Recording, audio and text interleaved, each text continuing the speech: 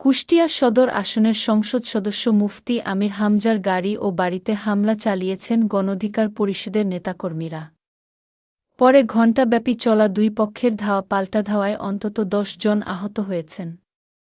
তাদের মধ্যে কয়েকজন কুষ্টিয়া জেনারেল হাসপাতালে চিকিৎসা নিয়েছেন। শনিবার সন্ধ্যা ৬:৩০টার দিকে কুষ্টিয়া শহরের বাড়িতে ঢোকার সময় আমির হামজার গাড়িতে হামলা করা হয় বলে অভিযোগ করা হয়েছে।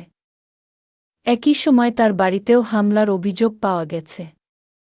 সংসদ সদস্যের অভিযোগ, এ সময় পুলিশ সদস্যরা সক্রিয় ভূমিকা পালন করেননি।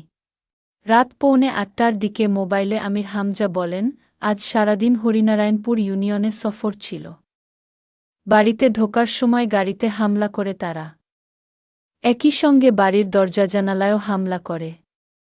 এ সময় গাড়িতে বসা অবস্থায় আমার হাতে আঘাত লেগেছে, আমার চাচার পায়ে আঘাত লেগেছে। জামায়াতের ৫-৬ জন হাসপাতালে চিকিৎসা নিয়েছেন। তিনি অভিযোগ করেন, এ সময় পুলিশ সদস্যরা নীরব ভূমিকা পালন করেছেন। তারা কিছুই করেননি।